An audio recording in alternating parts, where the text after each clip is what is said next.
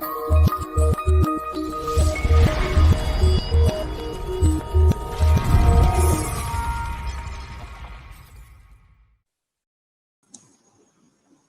goes State, so that means the intro didn't work. So here we go. The intro, you guys can see the screen there. There's a whole bunch of people that we picked that nobody knew what was gonna happen, man. But I was thinking about it, while I was doing the intro there. What started it off was the Lakers trade. First they traded for Buddy Hield, and then next thing you know, they traded for Westbrook. So what do you think about that before we get into the nonsense? Yo, I got them as the title favorites. I'm a little biased for Russell Westbrook because I've been watching Russ since I've been a teenager, and Russ played with all-time greats. He played with Harden, played with KD, played with Chris Paul, couldn't get it done. And it's always one player that I always wanted to see Russ play with, and that was LeBron. So I'm happy to finally see that. So for me, I got the Lakers as championship front runners right now. Even though the Bucks, I know they just won, but I got the Lakers right now as the favorites.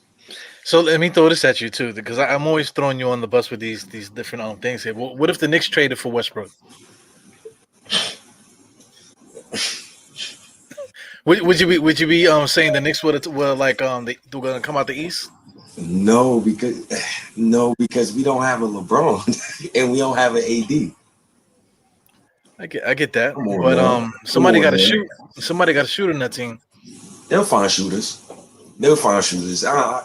If you are old, we know Carmelo is going to the Lakers. If you're a vet shooter, you're going to the Lakers, bro. All you gotta do is play defense, stand in the corner, or stand at the 3-point line, and whenever you get the ball, just shoot the damn ball. So and stay healthy. LeBron and AD can load manage, and Russ gonna play every night because Russ don't never load manage. So that's one of the main things they don't gotta worry about. Well, just with same thing with Brooklyn. Brooklyn got all those stars over there. So as soon as one of those guys get hurt or whatever, you can see how AD got hurt. That kind of just killed their season. This guy LeBron had got hurt before all this happened. I think his first year or whatever year it was, he got hurt and they didn't make the playoffs. So they miss any of these guys and they're gonna be messed up, man. So that's a fact.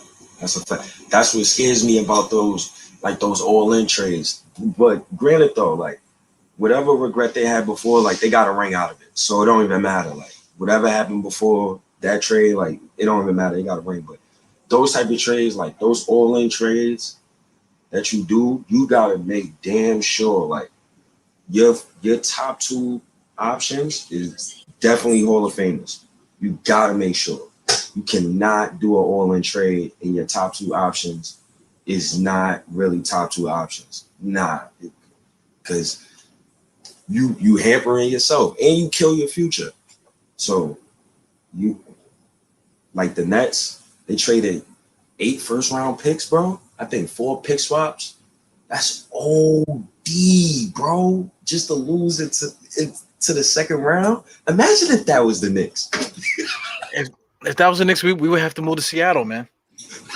Every Knicks fan would just have to get up and go to Seattle, man. We just in Seattle now, y'all. We on the West Coast. Adjust your clocks accordingly. You know what I'm saying? So it's tough, man. It's tough those type of trades, but I'm glad Leon Rose is our president of basketball operations. That's what he is, right? Yes. Yeah, he's the president of basketball operations. Well, he's the mob boss. He's the godfather. He's the guy they answer to. And I'm so glad that he doesn't feed into the media. He don't feed into fan pressure. If he don't like the deal, if the deal is not giving him an asset, he's not doing it. That's his MO. Even in this draft, and I know we about to talk about our draft reactions, but Leon Rose he's been doing a great job. I can't even lie. He's been doing a great job. And One thing we got to say, man, is that none of these media guys know what the fuck they were talking about. You know, oh, we're gonna trade up, we're gonna trade down. Knicks are looking to trade for this guy. Knicks are looking to trade for this guy. Hypnotized the whole Knicks Twitter, saying, "Oh yeah, we're gonna move the 19 and the 21 pick and move up to get this, and then we're gonna. And after we get that pick, then we're gonna take that pick and add it to this and this, and we're gonna move up and get a next one." All this fucking bullshit, just for this to happen. This is basically the exact same thing that happened last year, except on a grander scale. Because essentially what we did for the Knicks is that we didn't see anybody at 19 that was worth it, so we traded it to another team to get a future draft pick. So let me take this out since I'm saying it and share something else while I'm talking. We got a future pick, and then we got we had 21, then we traded 21 to get more assets and stuff. So that's what we did last year. We traded down for whatever picks we had to try to get more assets, but then we ended up just settling for the guy that we really wanted, which was Quickly. And we didn't give a damn about all the other guys that we had traded up for or traded down for. We didn't care about that. It was just that one player that we wanted, and that's all that mattered for the Knicks. And that's all that should matter, So I want you to do me a favor. I want you to, after you this pick, I want you to put back up the draft, right? So before we even get to our pick, I'm watching the draft, everything's going accordingly. And then first of all, the Raptors do the okie doke. They draft Scotty Barnes, right? I'm like, okay, you draft Scotty Barnes, but you have Pascal Siakam, you have OG Anunoby. What's the thought process? So if I'm thinking like prime Masai Ujiri, I know Pascal Siakam probably on the block. I'm gonna be honest with that. So that was the first okie doke. Even though I love Scotty Barnes and I wanted the Knicks to trade up for him, even though the media had me gassed as well. I thought we was gonna trade up. We never traded up. Leon Rose don't listen to the media, and I'm glad. So the next okie doke was Jalen Suggs. I'm gonna let you go first. What are they doing in Orlando, man? They have so many different point guards over there. They got Cole Anthony. They got they went and traded for the other kid that was on Denver. RJ Hampton. RJ Hampton. Then they had the other guy Gary Harris. Gary Harris. What's the guy they got from Philly? Markelle Fultz. So what the hell are they doing all these point guards? They got basically two guys that we know that could start for them. And now this guy Suggs is like, I don't want to say generational, but he's definitely gonna be one of the future point guards we're gonna be talking about for like the next 10 years. So what did they do with all these point guards? Obviously a trade is gonna happen, man. What do you think about that? Gotta trade. They gotta trade. They got to trade. I don't see how, because think about the locker room, right? You got Fultz, you got Cole Anthony, who's your draft pick from last year. We both know Cole Anthony's a New York kid, so he's a dog. He ain't gonna give up his spot that easily. Then you got RJ Hampton. You draft Jalen Suggs.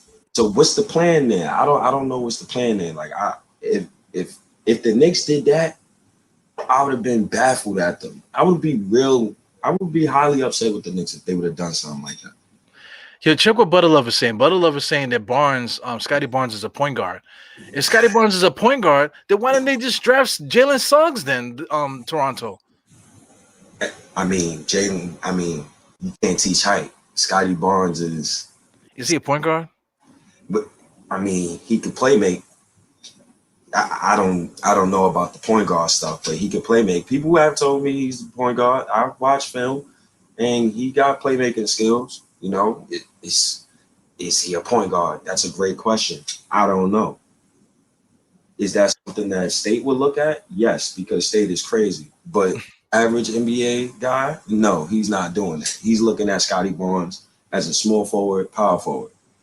So yeah. Yeah, I mean, what's the kid? Ben Simmons, right? He's 6'9" or whatever.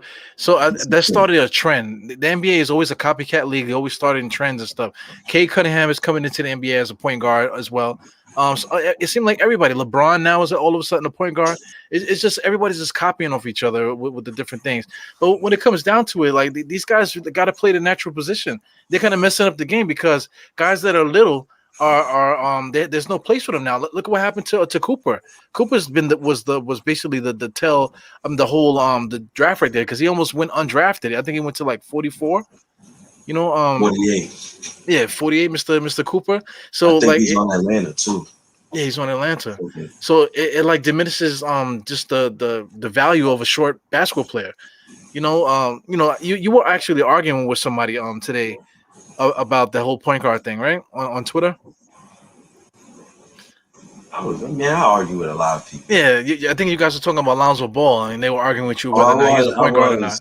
I really I didn't feel like explaining it on Twitter. Like, yo, man, like I want Lonzo, like that, like I gotta explain to you for. But I do want Lonzo. I like the fit with this team as far as like a point guard. I don't see now as far as the draft is concerned. You see how Evan Mobley goes to Cleveland, so I don't see the reason why Cleveland would give up Colin Sexton. So now the next best thing I gotta look at is Lonzo Ball and be realistic. Now, do Lonzo Ball fit what we trying to do? Yes, but is he a 10th point guard? No. So that's the thing. Like that's where I come at odds with that. Now getting back to the draft. Now OKC Diehard, like I looked at my TV screen. I say, yeah, Josh Giddey at number 6. Holy shit! If the Knicks had the number 6 pick and we took Josh Giddey, I think everybody it would have been the same thing. It's like, yo, we just gonna have to just move to Seattle, fam. Like Josh Giddey and Kuminga went 7th. I just don't get what these guys are thinking about. Because I don't know. I mean, I like Kuminga on the Warriors. You like him on the Warriors? I like him on. You can use him as an asset, or he might play. It's tough. It's tough. I think the Warriors should make a play for a star. They got 2. They got 3 guaranteed Hall of Famers on their roster. They got a number 2 overall pick. They got Wiggins on a $30 million deal. You got Kelly Oubre talking about, I want to be more of a focal point. So you see Moses Moody too. Golden State took Moses Moody as well along with Kuminga. Yeah, Golden State could do 2 things. So, like, they don't really have to rush it. If they just say, well, matter of fact, they kind of do because Curry's on the last year of his deal, and you just don't let a Hall of Famer like that walk out the door. You always try to prove to them that you want to win. I don't see how it's possible that you could develop James Wiseman and have Steph Curry in his prime, dead smack in his prime, and you like, well, we're gonna develop James Wiseman. It don't work like that, yo. I don't know, man. The Wizards just traded for Westbrook, so I'm thinking that Beal has got to be on the block. Yeah, the Lakers they traded for Westbrook, so I'm thinking that Beal has got to be available. So I mean, Golden State, with Kuminga and Moody, that those 2 guys because they already drafted them, and then like you said, the center. They said Bill not what you call it. They said Bill is not available. They say a lot of stuff. Them guys don't know what the hell they talking about, man. I don't trust no beat writer. I don't trust no because they're liars. They're all a bunch of liars. None of them has been correct about anything. You mean to tell you like nobody reported that the Knicks were gonna trade the 19th pick for a future pick? Nobody said that. Nobody said that. Nobody said that we were gonna trade down from the 21 pick to the 25th pick. Nobody said that. So when they say, hey, Bradley Beal said, whatever, bro. You know what I'm saying? You don't know what the fuck you're talking about. Straight like that. You just throwing shit against the wall, hoping it sticks just like the rest of us, man. So now, as I continue to look down, starts to get depressing because after Jonathan Kuminga, the dreaded 8th pick was Franz Wagner. I don't know what the hell Orlando is doing. Yeah, I tried to watch Wagner. I don't know what he is. You did you get a chance to watch him in Michigan? Yes, and he's like a tweener. Uh, I don't know what they was thinking. You got Jonathan Isaac. You got the other African dude. I think his name Okage or something like that. I don't know what they doing. You still got Terrence Ross. It beats me, bro. Well, these beat writers, they said that Terrence Ross was on the block. The Knicks are trying to get him. They've been saying that shout out to Sim. Sim been saying that shit since January. That he wants to get him on, that dude on the roster, Terrence Ross. You know what I'm saying? So if he get Terrence Ross, and I mean, I just don't even know what to freaking say. It doesn't make any sense. Wagner, when I look at Wagner and watch him play, I feel like I'm looking at Ignas Brazdeikis. They're almost basically the same damn player. Somebody that's not athletic. He can't jump. He gets the ball. I mean, like, if he was, I mean, like, the reason why Ignas is not playing because he's like 6'5", 6'6". Maybe Wagner would get a little bit more playing time because he's closer to 6'8", I guess. I mean, but I just don't get it. What is Orlando's? What are they thinking about? What's their motivation building their roster? So real quick, shout outs to OG Sim, nothing but Knicks, and Miss Stephanie from the MBK fan. Like me and Sim, I said this to Sim. If we could get a trade off Terrence Ross, give me Mo Bamba with Terrence Ross. I'll give you Kevin Knox. Probably give him 2 second rounders or something like that if you want to get off his contract. But I don't know if they're gonna do that now. But that's just a thought. How you got Wendell Carter Jr., Mo Bamba, Jonathan Isaac? I don't know what the hell they doing, bro. That is their roster is one of the most bizarre rosters in the NBA. They got too many guys that do the exact same thing on their roster. Like we just mentioned, like 4 stellar point guard prospects on their team. Then you just mentioned 4 stellar center prospects on the team. So they're just gonna run out there with a bunch of centers and a bunch of point guards and act like that's the way things are supposed to go. Like are they thinking to make a trade? Are they thinking to make a trade to get some like talent over there? But I mean, who's available? I don't know, bro. I don't know what they're doing. They do got ammo to get Bradley Beal, though. Yeah, they do. They got a lot of ammo to get anybody they want to get. Yeah, but that's a fact. Yeah, I just don't see their motivation. Because I mean, let's say if they was to do that, then what they doing next? What's the next move? They're gonna take another group of young players and try to get another. Because I mean, who's available? It's not really a lot of guys that are available. But even the guys that are available are the same kind of player. Very redundant. I don't know. All I know for them is that I really like Jonathan Isaac. I don't like his views on certain things, but I like his game. Defender, he got defensive player of the year capabilities. Really like Jonathan Isaac game. And he was coming alive too before he got injured inside of the bubble. So that's a key. That could be a key player for them moving forward. So I can see the reason why they move off of Aaron Gordon. But the Franz Wagner pick, man, we know how that dreaded 8th pick goes, bro. That is one of the worst picks in the NBA draft. It has the worst luck. I don't think the 8th pick has an all-star like forever. Like the first all-star that might be the 8th pick is Colin Sexton. I think he's the only person who could probably break that curse because that's really bad. Can we go to 9, please? If you want to, that's another pick that don't make no damn sense. Like, what are they doing over there? I know they were gonna trade Beal. I mean not Beal, Buddy Hield. They were gonna trade Buddy Hield over there in Sacramento. But I mean, Davion Mitchell, they already got a point guard. They already got a franchise point guard over there. Why would you go for Davion Mitchell? And then they drafted a point guard last year. What the hell is going on? Yo, that decision, I don't know. And then De'Aaron Fox, I don't even think he congratulated Davion Mitchell on being a Sacramento King. It's like, I don't know, bro. That's my body. And you got Tyrese Halliburton last year. It's like, what are you doing? Like, what are you doing, fam? What are you doing, yo? What are you doing? Yo, if anything, you need to give these guys targets. De'Aaron Fox needs somebody to pass to. So, I mean, Zaire Williams might have been a little stretch. That's the next pick. But I mean, there's plenty of other guys here that they could have picked that would have been a better pick than that. And then Sacramento, they have trade pieces, so they could have been active to trying to move up as well. So Yeah. I just don't get it, man. I just really don't get the motivation of these teams.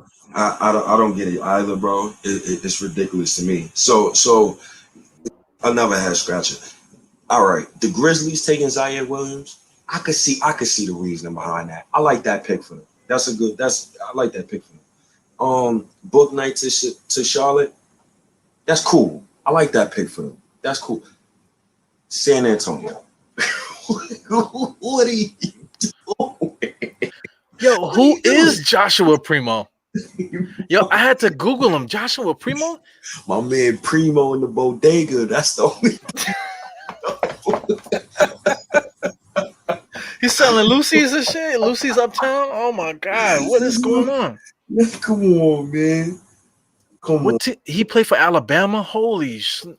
Did you even see any footage of Joshua Primo? I can't even recall ever seeing him in my life.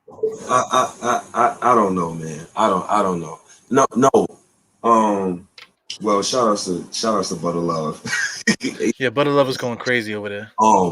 Zaire Williams, because when you think about it, the Grizzlies, they don't gotta rush him. That's the only reason why. they don't gotta rush him, bro. That's why it's a good pick, bro. All right. Zaire Williams is young. They don't gotta rush him. They already got their franchise point guard. They set. No rush, bro. That's no rush.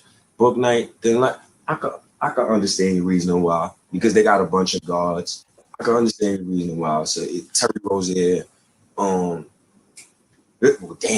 they got a lot of guards. But LaMelo's their point guard though. Yeah, I think they're gonna be looking for the future. That they might probably gonna try to trade Terry Rozier.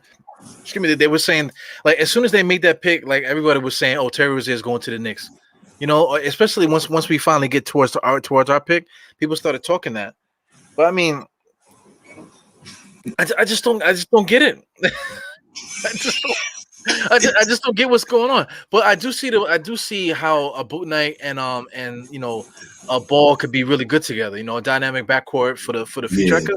I could see that, but they're gonna have to do something because they need big man help over there. So I mean, maybe they scrap up some of these guys like Rozier and trade Rozier for like a proven forward or something, somebody with experience. They got Hayward. You forgot about Gordon Hayward? What's up, dog? Gordon Hayward. Yeah, I mean he's a small forward or whatever, but like big man though, like somebody that can at least rebound and block shots. Who they got over there? Oh, nobody. Yeah, they got nobody. They have the Nick killer. They do need a big, but definitely a shot blocker, a rim protector. Yeah. I don't get it. Jordan's an idiot, man. I mean, I can understand the Book Night pick. Jordan, I can see him looking at Book Night in the workout. He's like, oh, okay. so I can understand the Book Night pick. Primo, I don't understand it. So as far as Indiana's concerned, with the Chris pick, I can understand it because their coach is an old school type of coach, and he's going to want a guy who's ready to play now.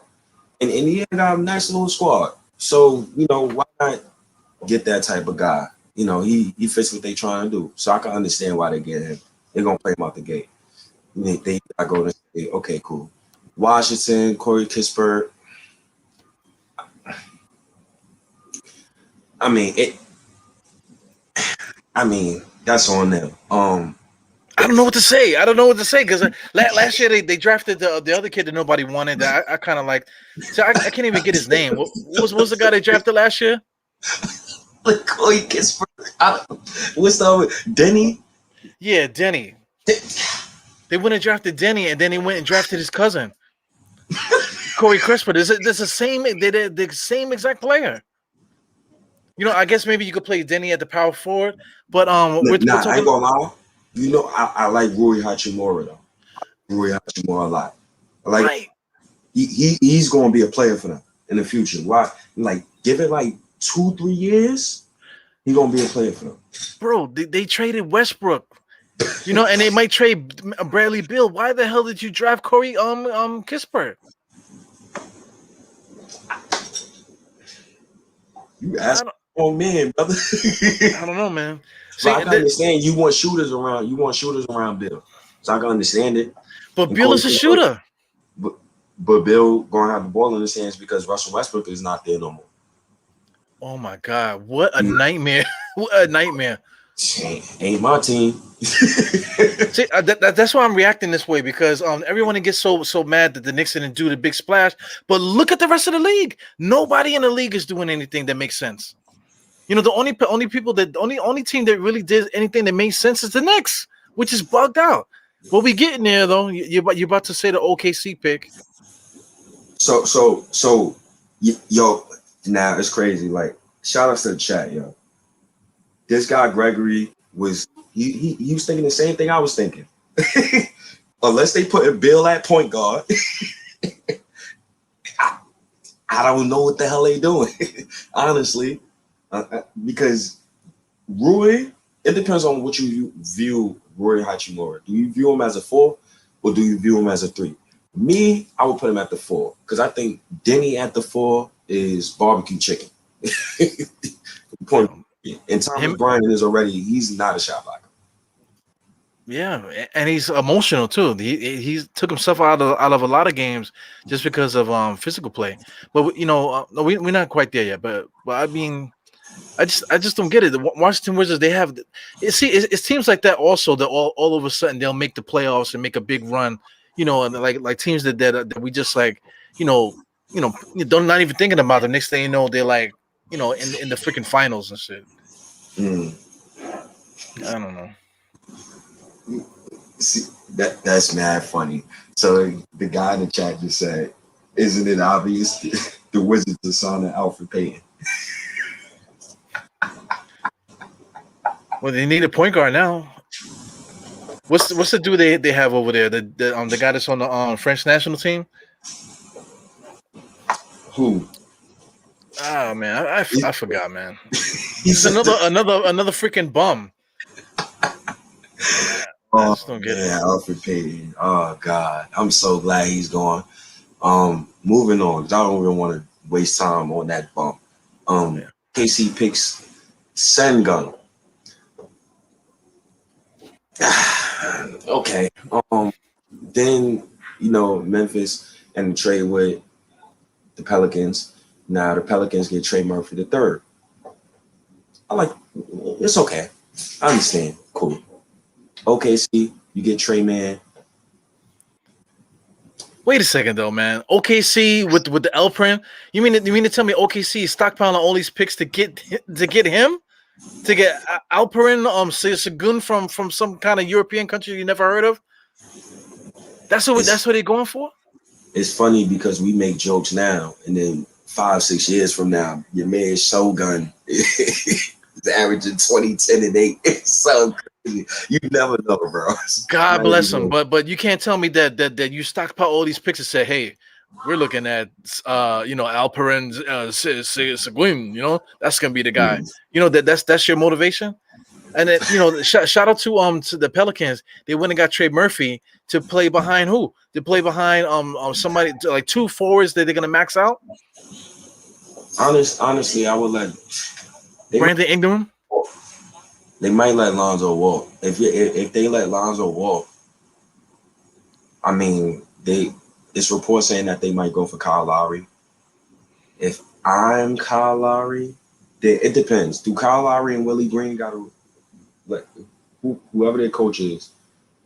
Do they have a relationship? I don't understand the logic of Kyle Lowry going to the Pelicans unless he really wants to play with Zion and they're paying him $25+ million. Yo, I could, everybody got League Pass now. I could watch Zion on League Pass. I don't need to go sign for the team just to play with Zion.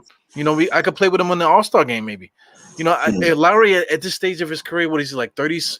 You know, whatever, 36 years old or however old he is. I'm gonna go to the Pelicans. Not everybody is CP3. CP3 is a whole different person.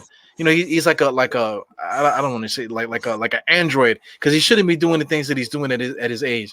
Kyle Lowry, you know, he's kind of close to that, but he's not CP3. So I mean, Can I be objective? Can I okay. be objective real quick? Because that knowing Kyle Lowry has played for the same team for the past like 7-8 years, we don't know if he could pull a Chris Paul. You get what I'm saying? If he's on a new team and then he helps that team get to the finals, possibly. Like, we don't know that yet. So I'm just, like, you can't kill Kyle Lowry yet. You have no proof, really. I get it. You don't have no proof. You know? I get it, but you know, CP3 went. Yeah, but CP3 went to Houston to play with play with freaking Harden over there. You know, and Melo too. You know, whatever they were doing there. What was Melo there? That's besides the point. But I mean, he went to OKC. You know, it was out of his control him going to OKC. But then him going to Phoenix, he went. You know, these it's not the New Orleans Pelicans. Nah, but the Pelicans got two pieces that if I'm a point guard, I would want to play with, in Zion and Ingram. And listen, Stan Van Gundy. Me and you both said when they hired him, why the hell would they hire him? Like, that was a horrible fit. If I was them, I'd have hired Mike D'Antoni. Yeah, man. D'Antoni. You can't start a franchise with Stan Van Gundy as your coach. You definitely can't do that. No, waste of time. But they got Lonzo Ball too, man. So I mean, why not just sign Lonzo Ball then get Lowry over there? Because maybe, let me think. From a GM standpoint, you got pressure. You got pressure to get to the playoffs. You got the number 1 pick in the draft that was gifted to you. You have another all-star that was gifted to you. I like Lowry to Dallas or Philly. He definitely should go home to Philly. But man. See, I mean, that makes sense. Like, if Lowry went to Philly, I totally would get it. You know, because he's from Philly. He's in the twilight of his career. They actually have the pieces to get better over there. You know, so I could see him going to Philly. But to the Pelicans, I mean, just to play with Zion, Zion and Brandon Ingram. Does he like po' boy sandwiches that much? You know, does he like, is he a shrimp eater? I mean, what else is there to do? I just don't get it, man. That's not even a place I would retire to if I was older, you know? If I was them, I would put Zion on small ball 5, and I would put a rim protector right next to him that could space the floor. Because you can't put him. Zion areas the restricted is in the paint, right? Why the hell would you put somebody next to him who cannot space the floor? Yeah, you get what I'm saying. So Stan Van Gundy had Zion next to Bledsoe and Steven Adams. What are we doing there? Yeah, that's another thing too. They did make a trade too. They made a trade with Memphis. You know, they switched up the draft picks and stuff like that. Like that didn't make no sense neither because I think Memphis took on all that salary just to do what? Like if the Knicks took on Adams' salary and what was the other player that was in that deal? Steven Adams, Eric Bledsoe. Yeah, Steven Adams and Eric Bledsoe. Both of those guys, I believe they make like $19 million a year, both of them. Why would you take on that? If the Knicks took on that salary just to get a couple spots ahead, just to get the 10th pick, you know, I don't know if that would have flew. Would that have flew for you? Would you have taken those salaries on? So let me put it like this, too, right? We don't have a John Morant. So Eric Bledsoe's coming off the bench. There's no debate there, right?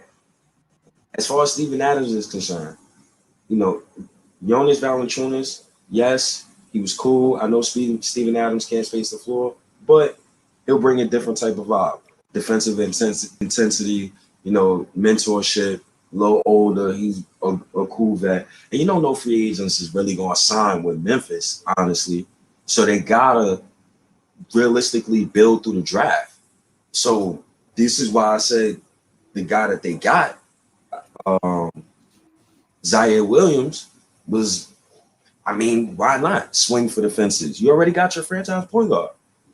Diehard, when you got your franchise point guard, it is easier to build your team from top to bottom when you have your franchise point guard. Yeah, but how easy is it if you're taking on all that salary to cap yourself out? Now you can't do nothing. You know, I get these guys, they're gonna come off the books in a couple years or so. So they're tradable contracts. I know somebody's gonna say that. Oh, Steven Adams, you could trade him next year. You know, same thing with the other guy, Bledsoe. You could trade him next year. Yeah, I mean that's all possibilities, man. But you're playing, it's like you're playing on like ass betting in a dice game. Let me get some water real quick. All right, cool. But you know, just think from that perspective. Like if we took on that salary just to get the 10th pick, and then we ended up with Zaire Williams, I would have been freaking pissed. I would have been pissed the fuck off, because I mean, like, you know, why not just stay where you at and draft Trey Murphy? I just don't get it. Why not just stay where you at and keep the guy that you have? Why would you cap yourself out just to move up to get a guy that's exactly, or if not equal to, the guy that you moved up to get? They moved up to get Zaire Williams, and Trey Murphy is basically the same fucking player. Why did they do that? You know, they added the salary for nothing. Yo, bro, but you gotta understand, bro, when you got your franchise point guard, bro, it's much easier to build your team. They need, look, I can understand the reason why they picked Zaire Williams, right? You could develop him slow, right? He's young. You got John Morant. You got your franchise point guard. You got Dylan Brooks. You basically got your backcourt of the future already set. So now you got Triple J. That's your power forward, right? So now you need a young wing. You need a young wing. I just built. You got. Yeah, I totally get what you're saying, but San Antonio drafted Joshua Primo, for Christ's sake. Nobody was gonna steal Zaire Williams from you.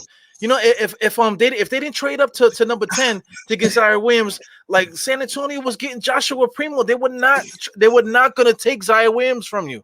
You know what I'm saying? Look at the rest of the Washington took Corey Kispert. Like, what the hell is going on here? You know what I'm saying? Trey Murphy's still on the board. You mean to tell me these guys are better than Trey Murphy? Guys don't know they don't know what they're talking. They don't know what they're doing. So the point I'm trying to say is that if Memphis would have just stayed pat without adding that salary to the cap, they could have just drafted Trey Murphy. You know, and then I bet you that Zaire Williams probably would have still been there at 17. So it was like a complete waste of time.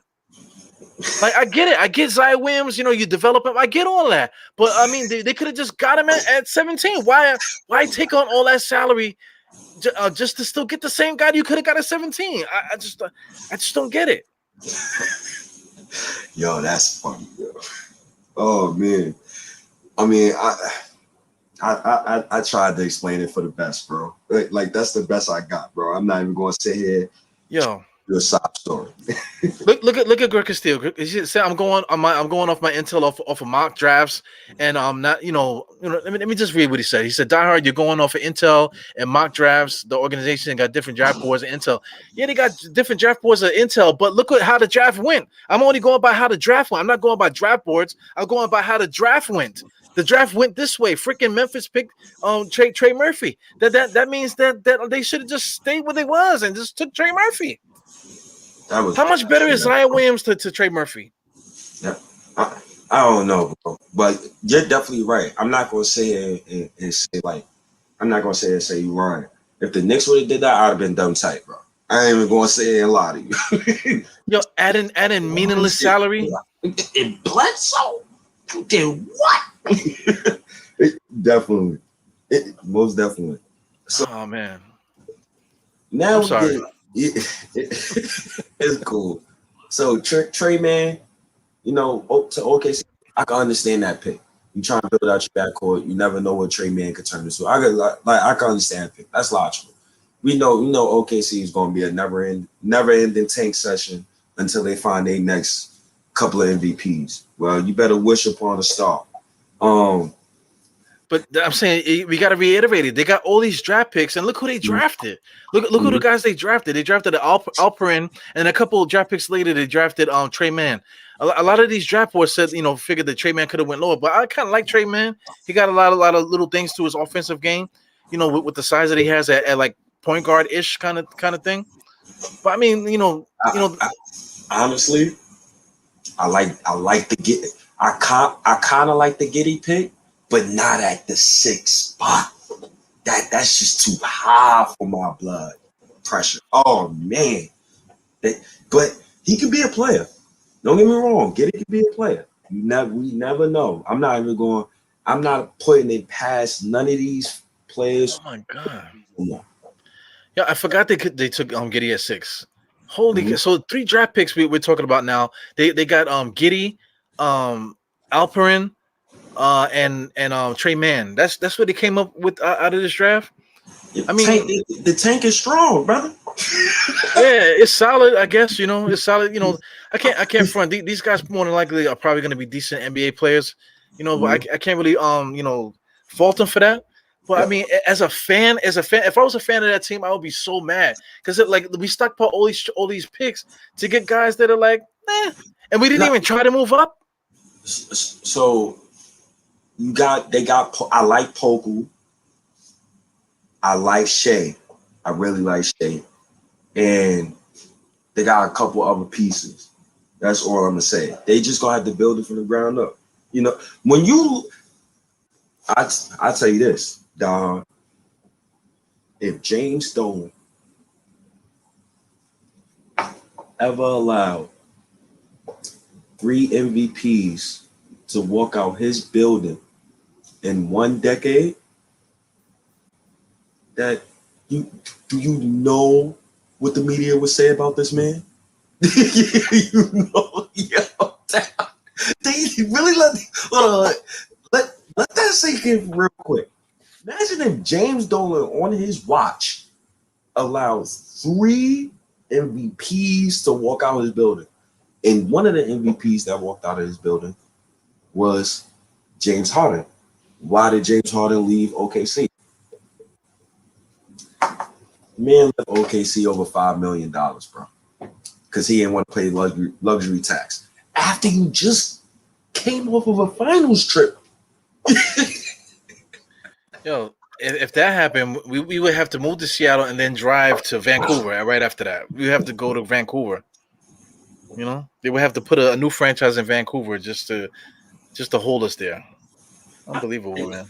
Yeah, I don't know, bro. But the Knicks are the worst franchise in NBA history, though. Yeah, I mean we can't gloat much. The last 20 years, I probably only seen 4 winning seasons, but it's cool because James Dolan, I believe, finally got it right, and it's okay. Things happen, The Melo trade, Isaiah Thomas. Oh my God! Every time I think about that man, I just get a headache. Scott Layden, Grunwald, Yeah, but watch your mouth about Isaiah Thomas, man. He got, you guys got history and stuff, man. I don't know if he's trolling your, the comments or whatever. Nah. He tried to build a winning product. He just didn't do it the right way. You can understand the thought process. Yeah, he tried his best, man. He was just like pulling at strings, man. He was just trying to do anything to try to do something. He tried, though. He tried the best he could. So I need to know from you. You was watching the draft last night. So it got the odd pick. It got the 19. I want to know your reaction to when you heard they traded that pick. Yeah, I was watching Sim Show. Those guys were in Atlantic City, man. I was supposed to be there, but I had a family reunion thing that we had already planned, and that's the reason why I wasn't there. I would have been there, but I'm watching those guys, and then when I'm refreshing Woj's page, and I saw it, Then I said, let me go to Shan's page. Shan page said the same thing, and I'm just sitting there like, Then I'm looking at some of them. They didn't even see it yet. Nobody saw it. Nobody refreshed their Twitter pages yet. But I'm just sitting there in like no man's land. Like, yo, are we serious? Did we seriously trade our pick for a future pick? So I'm thinking like, wait. Okay, there's got to be another trade to it. But then our pick passed, and then went to the next pick. We really traded our pick for a future pick. I couldn't believe it at first, but hindsight is like, well, what was your reaction to that? I was mad as hell. Like, cause I'm like, yo, I'm not mad. See, when I did my research, I wasn't mad anymore. I said, oh, okay, Leon playing chess, not checkers. All right, cool. So he trades the 19th pick. So at 19, I wanted Jalen Johnson. Me too. Totally was all in on that. He's sitting right there. Please pick the dude. So when I heard, well, the Knicks are trading this pick, I'm like, this guy, Leon Rose, so lazy. Well, I mean, to Charlotte, I thought that Rozier was coming. No. Nah, not Terry Rozier. Yeah, but I mean, the trade the 19th pick for nothing for a future draft pick. I'm like, yo, Rozier something's got to be happening. Somebody's coming to us.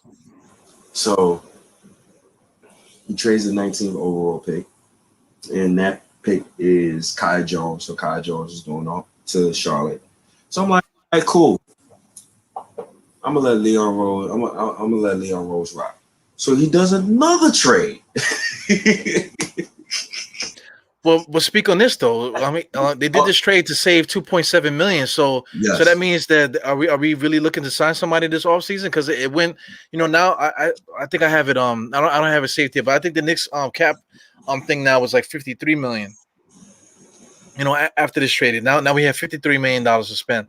So who's the target now? Are we definitely looking to spend that money? Like, do we definitely have somebody that we have in mind, or a situation in mind where we're going to sign maybe 2 players?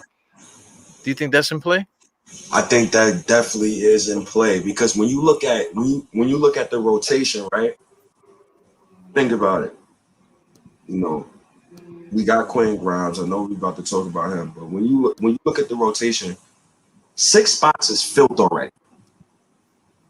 If you think about it, Diehard, six spots is definitely filled already. We got $50+ million for 4 rotation spots. So these 4 players is going to either help boom, or we're going to just stay marginally.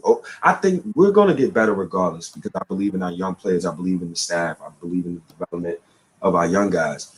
But at the same time, the rest of the NBA is getting better. So it's going to be a lot. We're going to need 4 players to add to our rotation with that. But go ahead. Well, the next pick after that was Jalen Johnson. That was the guy that we wanted at that point. Yeah. Next pick was Jalen Johnson. Yeah, for Atlanta at number 20.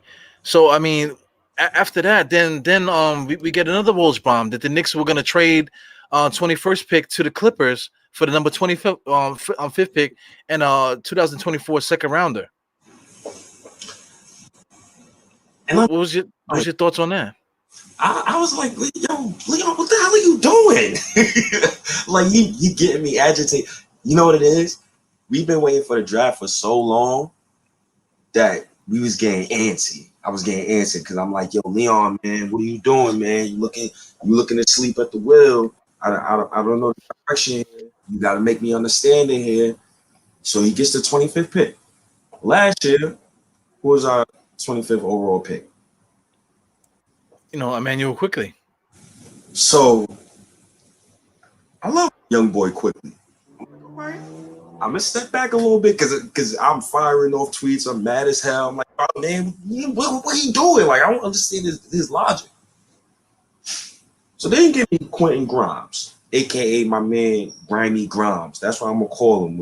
I know he's gonna give me a 20 piece No, he gonna give me a game of 5 3-pointers. Like I know I can see it. I can see it. So they give me Quentin Grimes. How you feel about how you feel about the newest Knick? I had to Google him. Quentin Grimes. You know what I'm saying? I had to Google him because he definitely was nowhere near my draft board. I had him nowhere near. Me too. Me too. I know I seen him on Tankathon. I seen him on everybody else's draft board. I heard other guys talk about him, whatever. But when I saw him, I didn't really see a guy that I thought there was going to be something that, hey, the Knicks going to get that guy. That guy. We should really. I never thought about that. But I mean, that's like a deep like cut right there where you like have to do your own research, like you said. Whatever. So I mean, like, I use this pic here for the thumbnail, right? So you see his face. The full picture is him talking ish to like whoever the other guy was in the picture. He's like talking smack to the dude. So I'm like, maybe it's a different kind of dude. So I'm like looking, now I'm searching for it. So when I went looking for it, now I see a lot of it. After he hits a jump shot, you can see him chirping. Playing defense, you can see him chirping. And now I'm noticing the energy that he has. So this is a theme that we have for all of the guys that we've been getting from last year, just leading the Leon Rose, not Leon Rose, not Leon Rose. What's the guy that you don't like? Just Scott Perry. Excuse me, Scott Perry. Ninja P. Perry. Yeah, I mean he's getting guys that all have their own energy. That they have their own energy to the game. He went and stole Mitchell Robinson. Mitch Robinson, he could be goofy. He has a lot of family issues that I'm learning about. But when it comes to the basketball stuff, he has his own energy. Somebody that's locked into the game. So, when I look at Quentin Grimes, I see a guy that's locked into what's happening. He cares about it. Listening to the interviews and stuff, the initial interview that he had joining the Knicks, you can see that the stuff that he was saying and how he lit up when he talked about players that are already on the Knicks. He's excited. he's ready to work, bro. You know what I'm saying? He's ready to get to work. So that excites me. That excites me. Quentin Grimes was one of just 3 players in the NCAA to hit over 100 threes this season. He was also one of just 2 players to rank in the top 10 in both offensive and defensive rating. He also had a 120 offensive rating too. That is extremely impressive. Turned 21 in May, so it's perfect combination. I like the pick. When I was watching the videos on this kid, I'm watching him. I'm like, yo, I remember him. He played for Kansas, right? Played for Bill Self. Now, Bill Self has been a fraud for about a decade now. So I'm like, okay, let me see. Let me see what's up with this kid. And he looks and feels like a natural guard. You get what I'm saying? Like RJ don't feel like a natural guard. Yeah, I've been saying that for a minute, man. Nobody likes him at the 3, but I think he's a natural 3. I hate him at the 3, bro. Oh my god, I hate him. But you just said it though. He doesn't look like a natural 2 though. He doesn't really look. I know, but he can't. Here's the thing. At the Olympics, matter of fact, let me ask you this. And then at the Olympics, did RJ look like he was 6'7" and about 220? Did he look? Yeah, but that sounds like a small forward, though. I agree with you. You said Ron Artest. You like Ron Artest. I totally agree with you, but Ron Artest is a freaking small forward. You know what it is? I'm just scared for my boy. Because he got. Oh, my God. He did shut down Kawhi, so I've seen him do it before. I don't know, bro. I just don't like him at the small forward spot, honestly. Well, I mean, you got him on bubble wrap. Real quick. For me, when he's going to the paint, he can't play the bully. He can't bully ball. You get what I'm saying? Like he can't really drop to the paint. He moved Kawhi off his pivot a couple times. But do I want him doing that every game in an 82 game season next season under Thibodeau when I know Thibodeau is going to play the man 35 minutes tonight? Well, he better not because he got talent now. But it's a question I gotta ask, bro. I know, man, but RJ can't really get separation like that. I mean, I see him doing the step back jump shot. I mean, but that step back jump shot ain't gonna like he's not going to shake somebody that can actually play the perimeter. You know, it may or may not, but I mean that's a double-edged thing. You don't want him to get beat up by the big small forwards, but at the same time too, you don't want him chasing around a bunch of quick guys for no reason either. Even though he could do both, You know. Yeah, I like RJ's defensive potential. He give me all team defensive potential. Now, I've been saying that. I keep saying. He's a big time rebounder too, man. He could rebound the ball really well. So yeah, you know that means that he belongs down there because he's going to be rebounding anyway. And What? Go ahead. Well, I mean, I got Gregory. Shout out to Gregory Castillo. Thank you, man, for giving us all this help here. Shout out to everybody else also too. I see everybody else too. But he just mentioned Gary Harris. Do you think Grimes is like Gary Harris? Does he remind you of that? I kind of see it, but I like Grimes to Dylan Brooks. He gave me Michael Redd vibes. Damian Dotson, bro. No, yo, man, I'm going to get water. I know he does. yeah. Shout out to Pudge Nice. As soon as I seen the clip, I thought of Damian Dotson. You know, Damian Dotson for a long time, people wanted Damian Dotson to start. They were so mad that he left. He went to Cleveland, and Damian Dotson played point guard that game when we lost to Damian Dotson starting at point guard in Cleveland. But I mean, you know, Damian Dotson's not a bad comparison. You know, but I don't know. Diehard, you could go to hell with your all right, going down. You better Damian Dotson. Hell no. Nah, seriously. Under this player development management, I really think he could play a good. I think he could be a good piece for us. He has way more talent in his bones than Shump. Shump was a better athlete though, but this kid could shoot off the dribble, on the fast break, catch and shoot. Matter of fact, Quentin Grimes this past season, 84th percentile in overall offense, 92nd percentile in transition. Damn, my New York accent just really showed just now. Oh, only just now? 86th percentile in pick and roll ball handler. That's really impressive that he's in the 86th percentile. That means that he can run some pick and rolls. 70th percentile in isolation, so he can get his own bucket. 72nd percentile in off screens, and 81st percentile on handoffs. Wow, that's pretty impressive. So we know this kid can score in all variety of ways.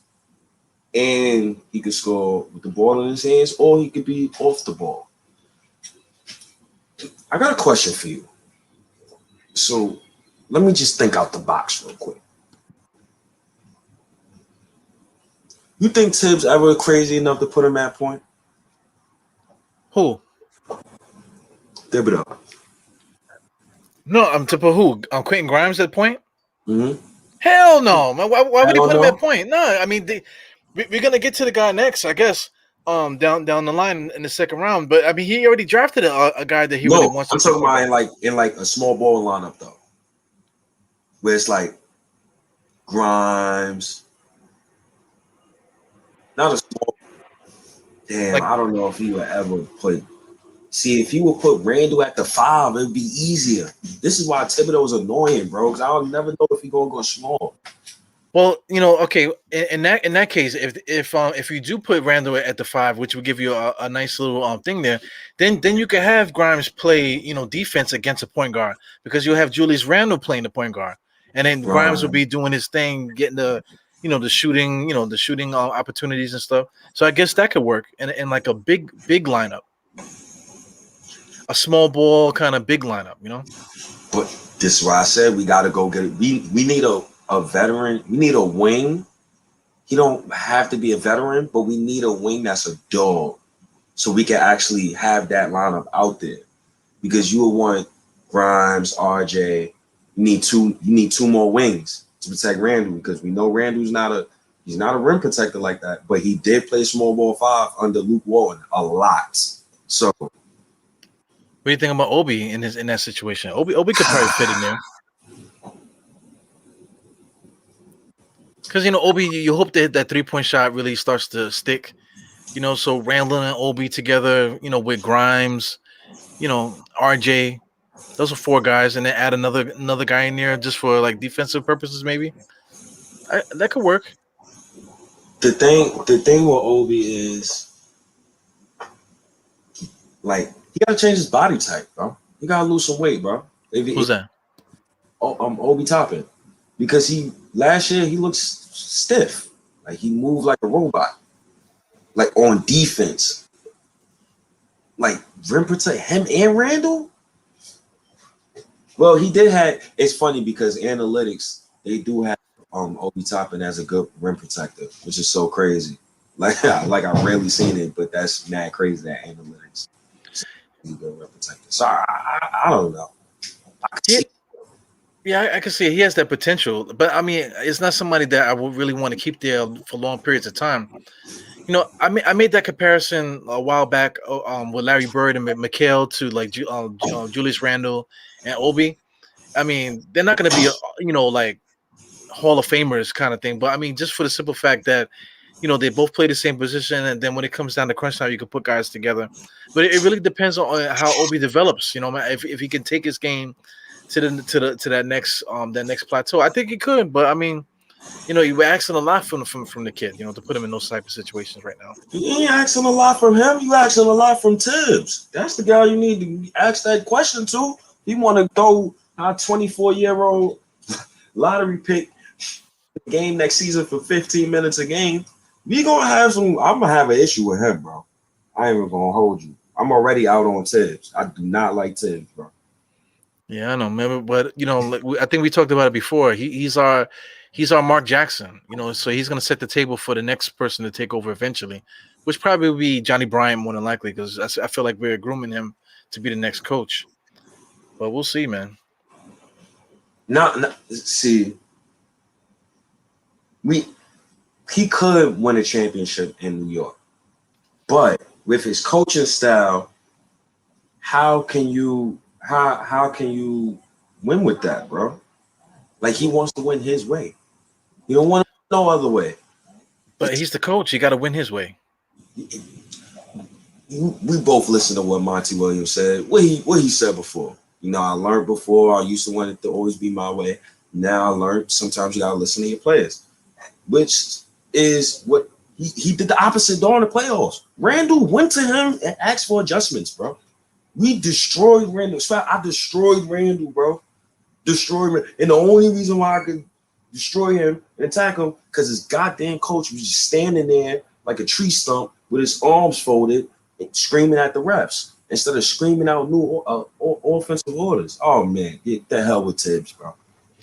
Yeah, man, I get it, but I mean, Tibbs definitely got. I can't defend Tibbs. Tibbs got exposed in the playoffs, man. Especially with the whole Frank Ntilikina thing. Put him in there for 30 seconds twice.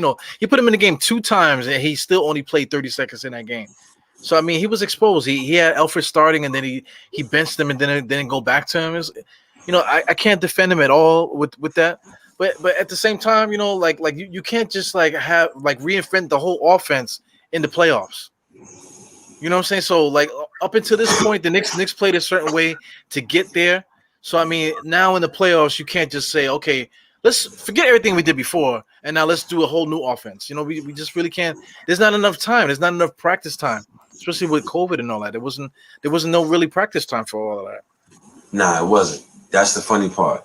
That's the one thing. Like Obi, and I said it before. I knew Obi was gonna come alive once the fans was in the stands, because he just looked like one of those type of players. He need that energy, and then the crowd going crazy. He need a crowd. He was absolutely unplayable for like 2 months, and then he started coming alive. Then in the playoffs, I'm like, oh, that's Obi Toppin. All right, he looks good. Well, finally, his goddamn point guards wanted to pass on the ball. Got tired of him going like this, and he went like this a million times per game, bro. How many times somebody threw in the ball? Yeah, but I wouldn't throw in the ball neither. How bad he was playing. But get the hell out of here! Look, well, me, you did so many. Yo, me and you did so many points. Yo, Alec Burke was giving us 30 points on certain games to carry us a lot of times, man. You know that. Even though he's bad himself, but when Obi was calling for the ball, he didn't deserve it. He wasn't playing well enough. But I mean, you give credit to the kid. At the end, he was playing good, and he probably should have played more during the playoffs.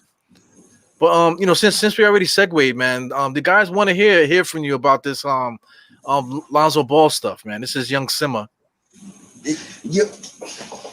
A couple guys mentioned that already, man. So I kind of wanted you mentioned it a little bit earlier, but go ahead. We just watched the Bucks winning the NBA Finals. Giannis was playing all ball. Drew was playing all ball. Middleton was playing all ball. 3 of them was sharing the ball, right? If we get Lonzo Ball and he's our point guard, I'm not necessarily looking at him and I'm saying he's going to dominate the basketball. No. What I'm saying is Lonzo, RJ, Randall can take turns. He's going to speed up the offense. He's going to play faster. Now, people was correct. Lonzo don't drive to the basket. Me and you already said this a million times. Lonzo, he just don't drive to the basket. I don't know the reason why. Maybe in New Orleans because you got Zion, his big cabooses down there. You got Steven Adams, his big cabooses down there. So where the hell is the driving lanes from? But he did shoot 8 3-pointers per game and shot a great percentage from 3-point line. So that's true. I just don't view him as an off-ball guard. And the coach who put him off-ball got fired. I believe that he's a point guard. He may not be a typical point guard, may not be a prototypical point guard, but if you're thinking about Thibodeau, and you're thinking about Randall, thinking about RJ, why not target Lonzo and put him at point guard? That's all I'm saying. Maybe he could change his game. I don't know, bro. I like the Lonzo fit with Randall. Plus, him and Randall already played together. They played together for the Lakers. Remember that video I told you about when Lonzo, when Julius Randall had declined his qualifying offer, or he told him like he didn't want to resign with the Lakers once they knew LeBron was coming because he wanted to up his career, and that he did. But chemistry, we need a guy who could at least shoot the ball at the point guard position. The one question they always gonna get me though is, will Lonzo Ball drive to the basket? That's a question for Tom Thibodeau. I know Lonzo is not a Tom Thibodeau point guard. We said this a million times, but I would love him in. Yeah, but I mean, you basically said it all, man. He can't drive, so if your point guard can't get into the point, then if he can't get into the paint, then he's not a point guard. I just set up the scenario for it. And then hold on, 2 seasons he averaged 7 assists. And the other 2 seasons he averaged 5 assists. So we know he has playmaking ability. And let me bring up Elfrid Payton's stats either, man. We talked about Elfrid Payton too. Elfrid Payton averaged 6 assists for his career. You know what I'm saying? So but not tonight, right? Not tonight. But let me double down on what you're saying though. With Julius Randle, since Julius Randle does a lot of ball handling, then having Lonzo Ball as the point guard makes sense. It would make sense. I agree with that. But me and you both also agree that you need to get that attacking guy. More water? Okay, cool. We got a piss test coming, man. You trying to clear your system out for the piss test? It's like the 3rd time you ain't got water, man. What the hell's going on? So anyway, I mean, getting Lonzo Ball along with Julius Randle, like you got to get a Sexton. You got to get somebody else that can attack.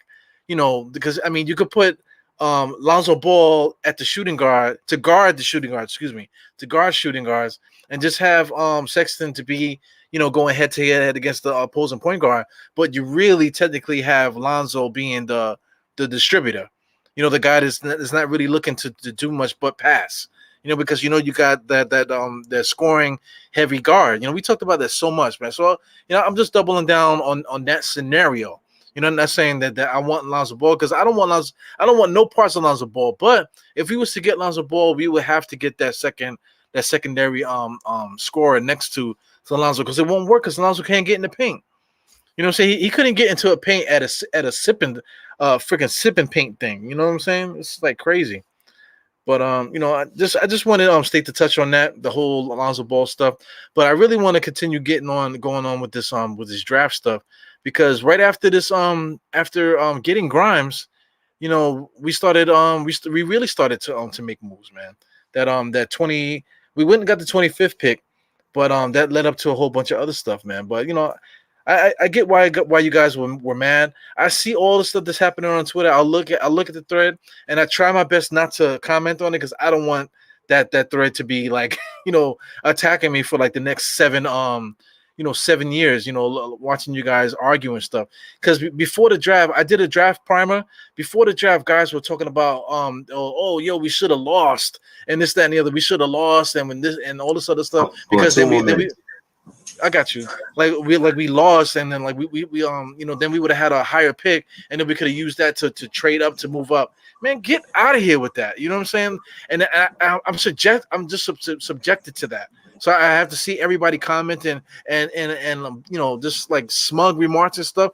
And then look at what happened in the draft. Nobody really knows what the hell they're talking about. So when you doubling down on your own opinion, that this doesn't really mean anything, because look at these NBA players. We State already read down all these guys up until the 19th pick. Excuse me, up until the 25th pick when we got Grimes. You know what I'm saying? So nobody knows nothing. Nobody knows anything. And if you want to be smug and think you're so damn smart, and then when it doesn't happen, then you look stupid too. You think you were smart when you were like trying to belittle somebody else's opinion, but your opinion was wrong too. So we all stupid. It is what it is, man. But while State is away, take drinking water and possibly taking a piss too. Let's do this, man. CBD. Anybody into CBD? If you like to smoke weed, right? But you got a job and you don't feel like getting in trouble with all of that, and you don't feel like getting high in front of your kids, look at the bottom of the screen. Native Hemp Company. Check out Native Hemp Company, man. You can use Diehard, the promo code, and you can get whatever you want there. So I mean, shout out to those guys. They got real nugs. I got all kind of stuff, man. It's not just one. It's not like I'm showing the same one. I got a lot, man. So you know what I'm saying. So I can't get high. You know what I'm saying? But the medicinal purpose of that stuff, it works, man. So it is what it is. So what's going on here with the chat, man?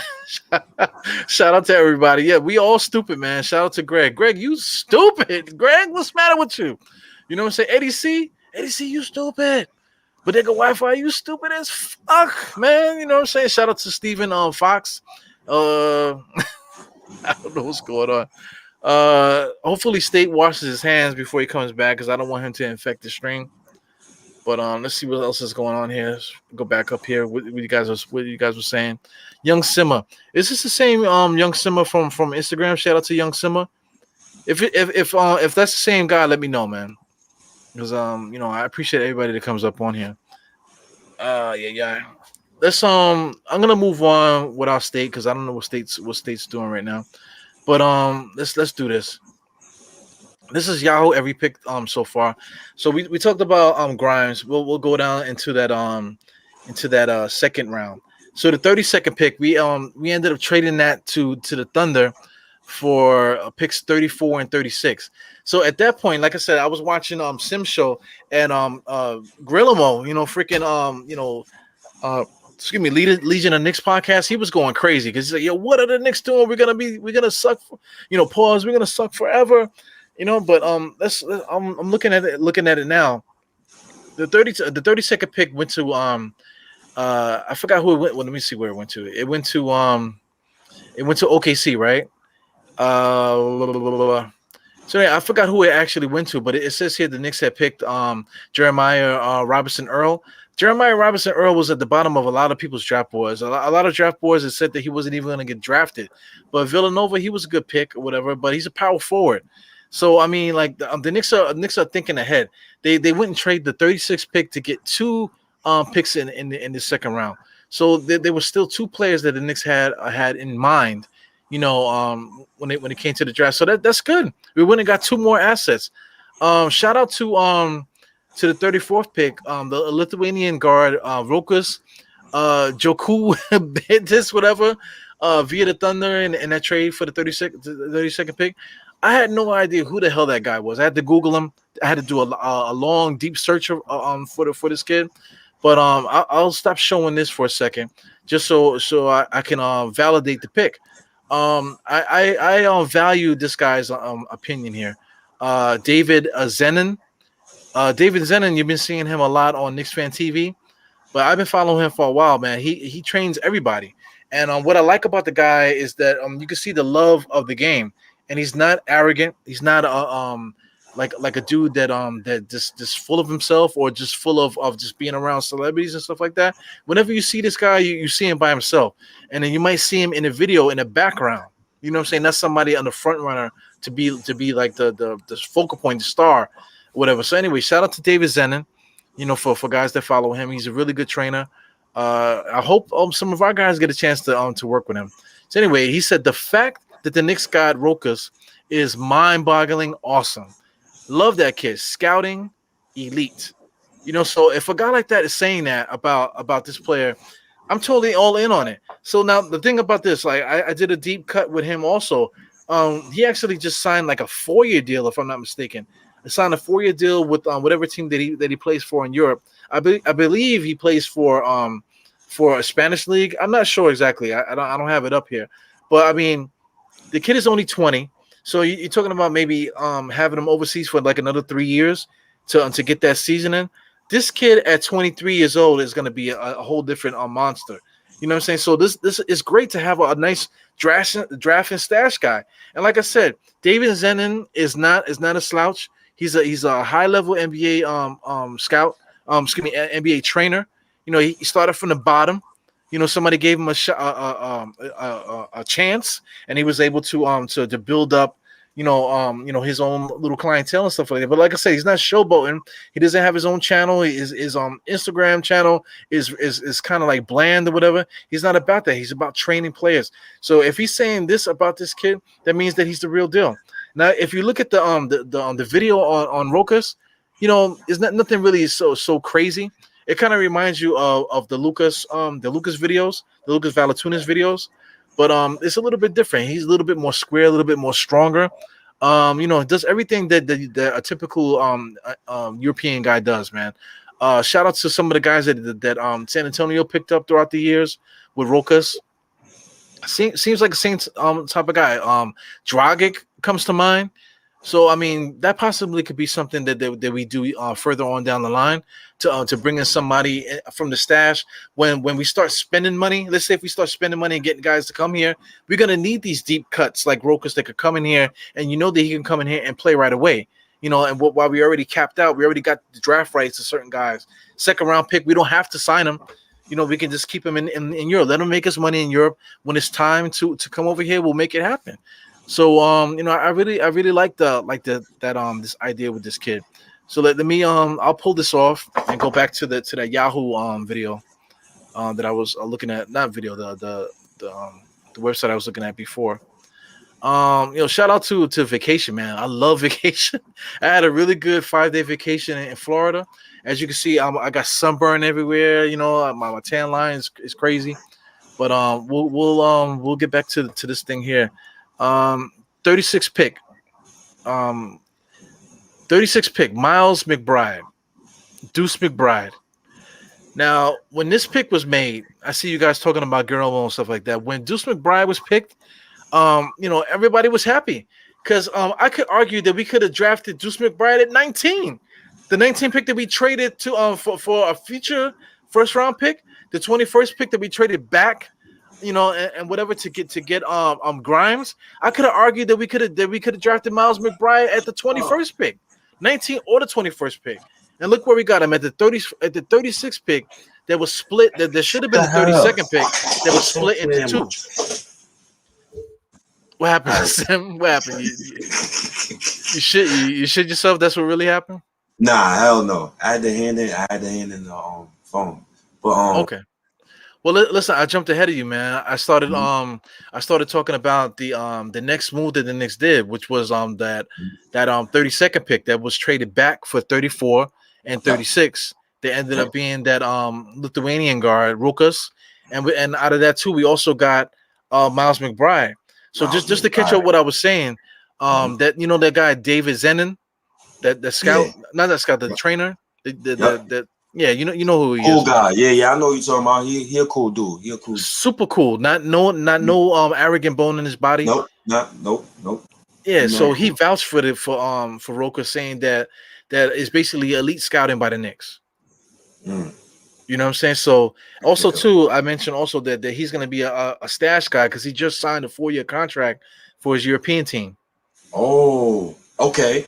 Keep it in the family. So that Yeah, like, probably like 3 years from now when we yeah. up and go. Oh, okay. We remember that guy. Well, I mean, the kid he'll only be 23 in 3 years because he's 20 years old now, Wow.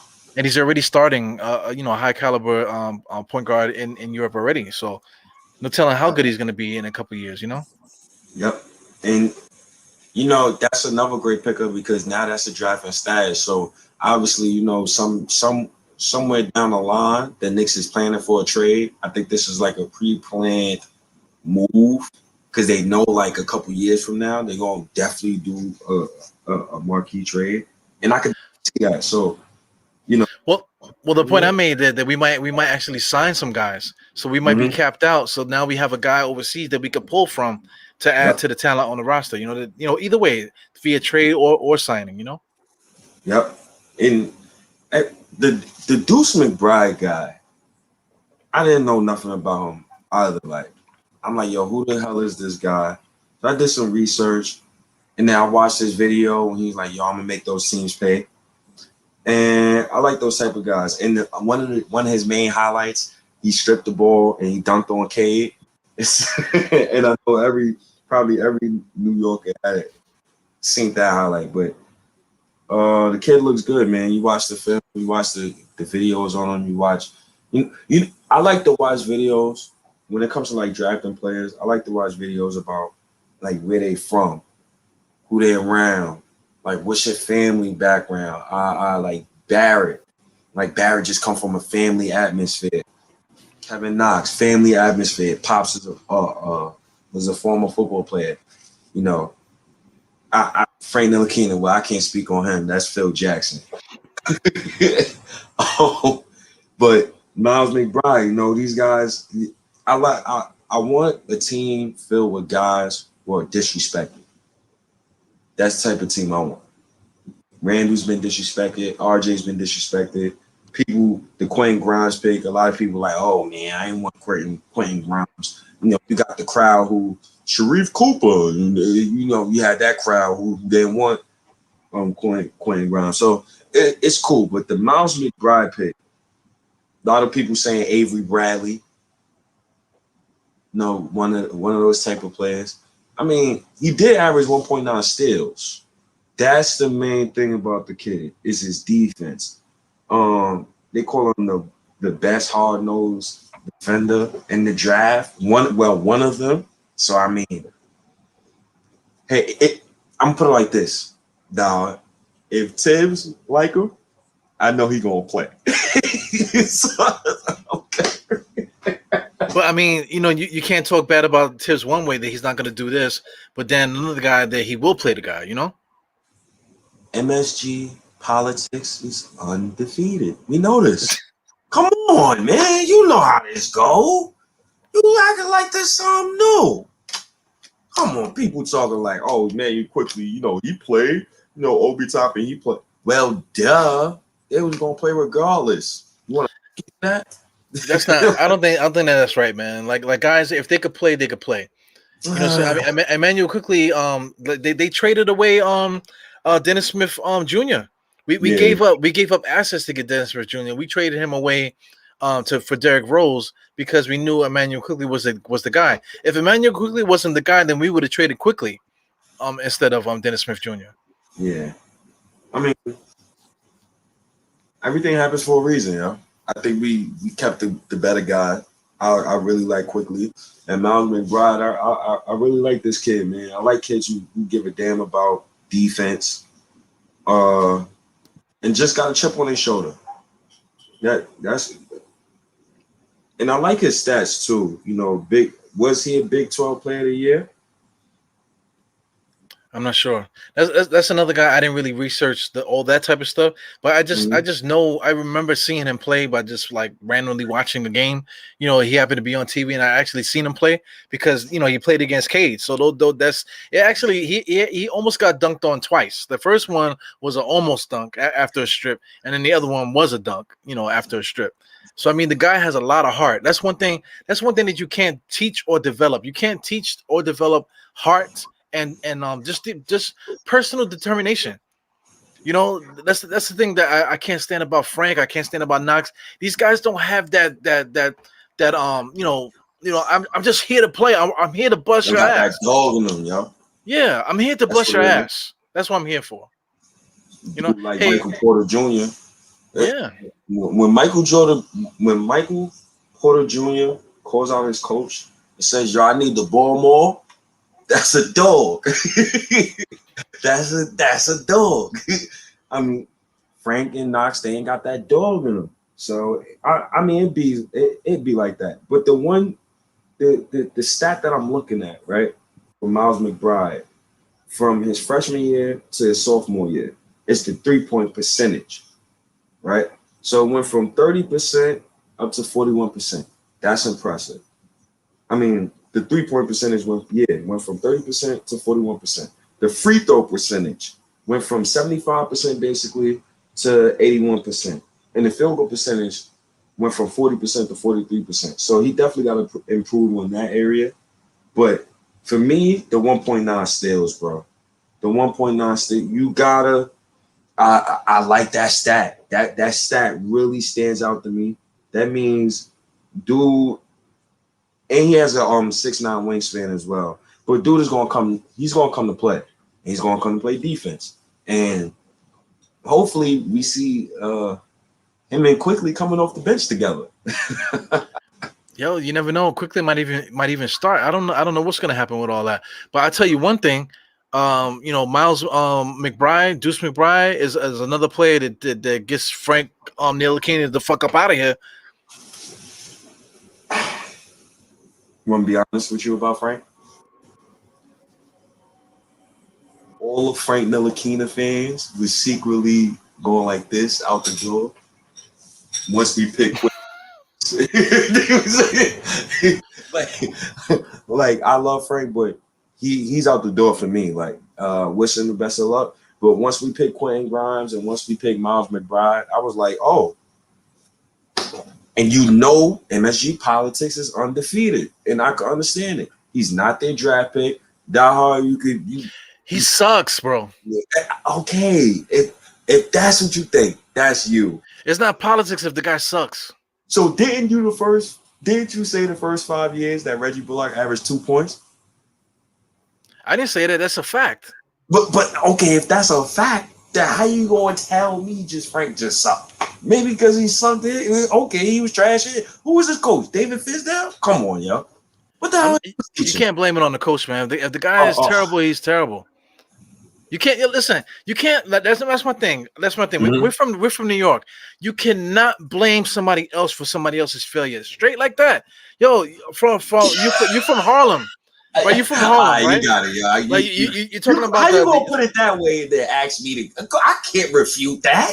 Yo, you from Harlem, man. Like you was mentioning your accent, saying, "Oh man, my New York accent is coming out." Your New York accent is no way you can hide it, bro. You know what I'm saying? But I'm saying I'm putting Harlem on the spot. Harlem by nature, since Harlem has been in existence, it's always been a competitive nature. Competitive. Always not necessarily competitive, but everyone's out there, getting money, doing what they do. Ever since the Renaissance era, back when everybody was living in Harlem, when it was like the big thing like that, whatever. But even through the drug era and stuff, it's always been about getting money and showing, improving and stuff like that, man. So if you come from that, and that's what New York is basically, the whole New York is like that. Then somebody like Frank is saying, "Oh man, the coach should have been better. This should have been better, man." Get the hell up out of here with that, man. That is just not the New York mentality. I can't argue that. I mean, hey, yo, the way that you drag people on Twitter, bro. The way that you drag people on Twitter, I don't know how you can stick up for Frank the way that he's been playing the last 4 years. everybody. Well, sometimes you live you live long enough to die the hero. So I don't know if I said it wrong from Two-Face from Batman, but the hell with it, bro. Listen, bro. I know his situation. You know his situation. You can what you just said is valid, and all I'm saying is his coach was David Fizdale. Now I'm ready to move on. I'm done with the whole Frank Ntilikina subject. Now, as far as Kevin Knox is concerned, bro, before we get into Jericho Sims, bro, if I see Knox on this roster after free agency and we don't trade him, bro, he must play, bro. Or I'm gonna lose my mind, bro.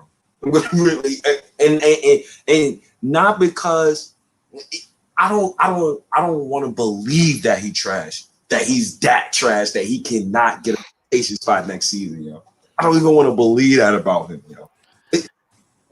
Now you can get me. You can get me if Knox play next season. You can get me if he look trash. I'm done. Well, with Kevin Knox, the way that he plays, I feel like that's not really going to change. But it's just about the way that he approaches the game and how he attacks. Because Grimes is coming for him. No, they don't play the same position though. It don't matter. They don't play the same position. You were just talking about. Go ahead. He need to worry about the small forward position. That's what he need to worry about. And back in sometime a small ball power forward position. That's what he needs to worry about. Quentin Grimes I don't think he affects Knox per se. But it's like, dude, why the hell is he on the roster after free agency if you're not gonna play him? Trade him. Like, that's it. I don't want to see his face no more. Like, just trade him, just get him off the roster. I don't see the point in you just letting a young man just sit there and DNP at the DNP at the DNP. Just trade him. If you're not going to pay him, trade him. Well, but just play the kid. If you're not going to play him, trade him. Well, you was talking about the small ball lineups and stuff. So let's say for you, okay, shits and giggles, Obi, Julius Randle, RJ, Grimes. Where's Knox fit in there?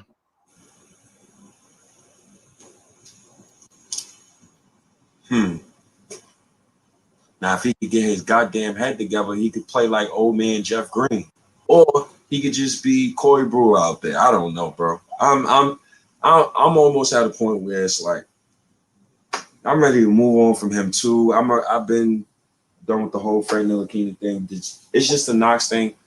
Just please, if he's on the roster, just see if he can play basketball. Like if they finally click. If it don't, then just trade him in the middle of the season. They might end up doing that because we still got $53 million to spend, so we might end up signing a wing guy. So signing somebody is definitely going to get Knox up out of here.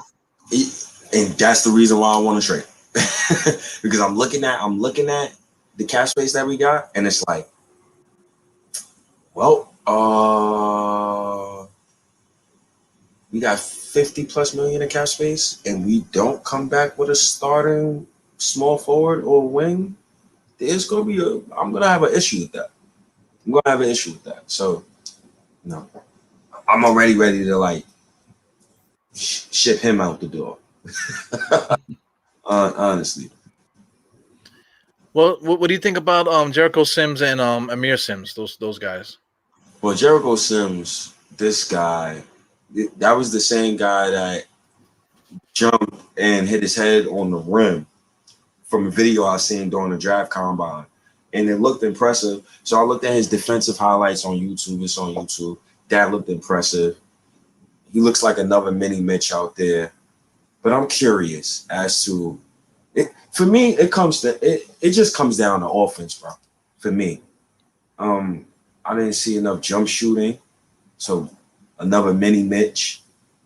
I needed floor. I need a floor spacing big, bro. Like it's cool and all, the Jericho Sims.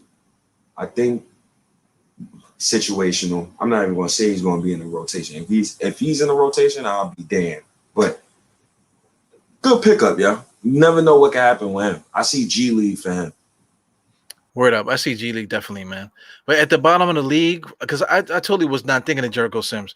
Because I wanted guys like the other night when the guy called in, he said Sandro from Seton Hall. Mm-hmm. You know, when he said Sandro, I was like, who? So I had to look him up. We all looking him up. We're like, wow, look at this guy playing point guard for whatever.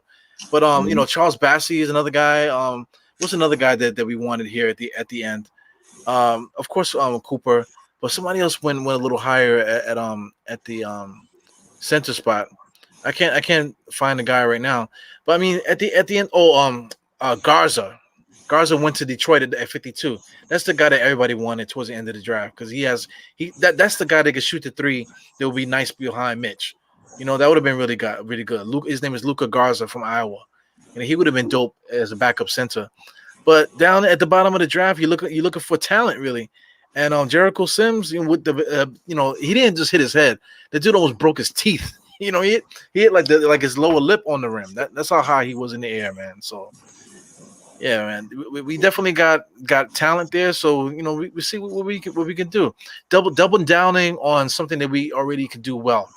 You know, which it isn't bad, man. It isn't really a bad move there. That's a good move. I like that move. It's cool, but you know, we need a floor spacing big. It's killing me that we need a floor spacing big, man. Amir Sims, I don't know too much about him. I know that we signed him. Did we sign him to our summer league team, or did we sign him to a training camp invite? I don't know. You know, they always just say that we signed the guy, but more than likely is that I forgot the name of that title, whatever contract that we signed just to get the guy for the summer league and invite him to training camp, that type of thing, just to get a constant check coming to the guy's pockets. I think that's what we did for him. You know, but we didn't sign nobody else. We only signed him. So it makes me wonder if the Knicks might have him actually in the plans. I don't think they have him in the plans. I think he's just another casualty of war. So I don't think he's in the plans. But that Jericho Sims kid though, he got a chance to be a player, but it's just Tibbs, bro. Like, but you know, if you play hard, and I think I think you gotta probably tell Jericho Sims not to play so hard. You know, that's gonna be the opposite problem with a kid like that. If you play hard, you're gonna get minutes with Tibbs. I don't really believe in the politics stuff. It really just has to be if you play hard, you're gonna play. You know? Yeah, I agree. But then again, I partially disagree because politics is undefeated. I'm sorry, bro. I'm sorry. You can't sit here and tell me Alfred earned his minutes, bro. That man should be man. Yeah, but Alfred was only here because nobody else wanted to sign here. How do we know? I mean, because look how terrible Alfred Payton is. You can't say that. Oh well, that's my point guard. Not never. Not never. You know? Nah, that's understandable. Oh man, Alfred Payton. Well, go ahead. If I could talk about Amir Sims a little bit, the one thing that sticks about Amir Sims is that he could pass. You know, me and what's his name, Mark. You know who is Mark from MBK or whatever. Me and him had like a little small exchange on Twitter because he said that he pointed out that Amir could pass, but I was saying that Amir Sims kind of played in college like Randall. You know, he did a lot of not necessarily a lot of ball handling, but he did do a lot of facilitating. You know, drawing contact to himself and being able to find guys in traffic in the paint, passes in the paint. The way that Julius Randle always dribbles, gets up, and then finds a guy in the corner. Sims did that a lot during his college career, and he also could shoot the three, and he could play a little bit of small ball forward too. So I mean that's a very interesting play, man. And somebody else is saying this here. He has a long wingspan. I think his wingspan is close to 7 feet. You know what I'm saying? So he's a decent basketball player, man. A deep cut though. I don't know if he's gonna make the rotation, that type of thing, but just for his skill set, it's definitely going to improve the practice field, if anything, to make the Yep. team better in that way. Yep. I liked everything what they did draft night. I cannot complain. The thing is, what's Quentin Grimes' ceiling? We got Quickly. I like Quickly a lot. I like that pick a lot. He's showing some promise. Now, Quentin Grimes, we got Rokas, Deuce McBride, Jericho Sims. We got a future first-round pick for damn near for free, and we got a future second-round pick. This tells me that they're loading up on picks for the next disgruntled superstar. Now, whoever that guy is, I don't know. I'm not giving up 4 or 5 picks for Bradley Beal. That's just me. I'm not giving up 4 or 5 picks for Zach LaVine. They're not needle movers. So I don't know who's going to become available. It's a wait and see. Maybe I don't know, bro. But I like the move. I mean, I like them getting more assets. I can understand. Well, we got these drafts coming up where like the high school class is going to be with that second year college class too. So I'm not exactly sure what pick that was. Let me see when we came up here with that 19th pick. What year was it? Because that's important. So It just says future, right? Yeah, we traded our pick. So obviously we can't trade our pick in next year's draft because of the Stephen rule, right? So the pick protection on Charlotte future first to New York. In 2022 is 1-18 protected, 2023 1-16 protected. 2024, 2025 is the same, 1-14 protected. So it'll convey the 2 future seconds, if not conveyed. The Hornets gonna make the playoffs. I believe in their roster. I believe in their team. So I believe that pick is going to convey soon. Hopefully, it conveys 2023 when it's the double draft of high school players. I'm hoping so too. So let's wait. I'll wait and see. That it looks like it's looking like a good asset right now. Yo, here's another thing too with this whole draft thing. The Knicks didn't actually trade the draft pick. We traded the player.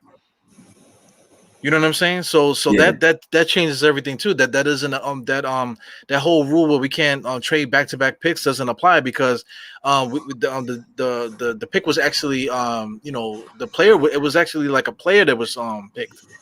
You know what I'm saying?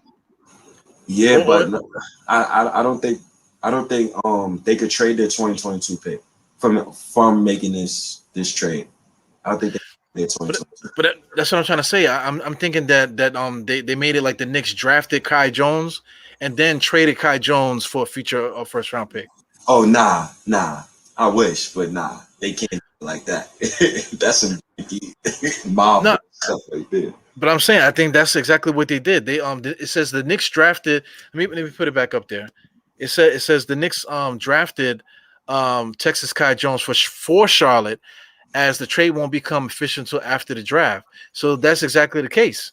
They drafted Kai Jones and then traded him to Charlotte for a future pick. So that means that rule doesn't apply with the trading consecutive draft picks back to back. I disagree. I will have to look that up.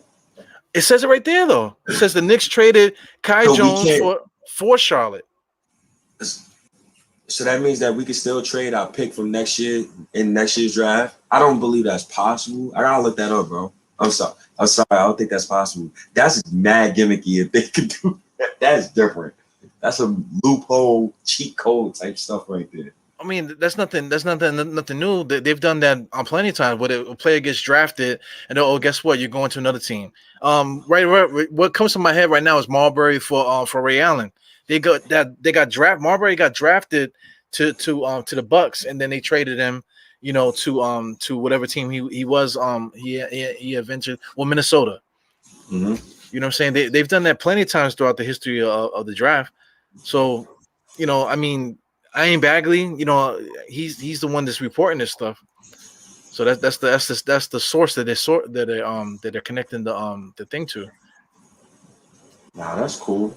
I mean, we got a lot of assets, man. I'm hoping the Knicks just don't do something stupid. But overall, I like the way we drafted. Well, I love the way that we drafted. I love the fact that we got another future first, so we can make even more moves.